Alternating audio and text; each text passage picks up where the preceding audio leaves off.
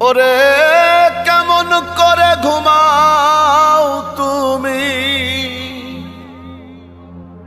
কেমন করে ঘুমাও তুমি ফজর করে কাজা।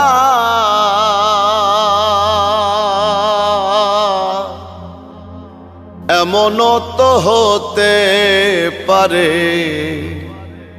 জোহরে জানাজা তোমার, এমনও তো হতে পারে জোহরে জানাজা। মুসলিম হয় না জন্ম নিলেই মুসলমানের ঘরে, কাফের মুমিন তফাতটা হয় সালাতের উপরে। হে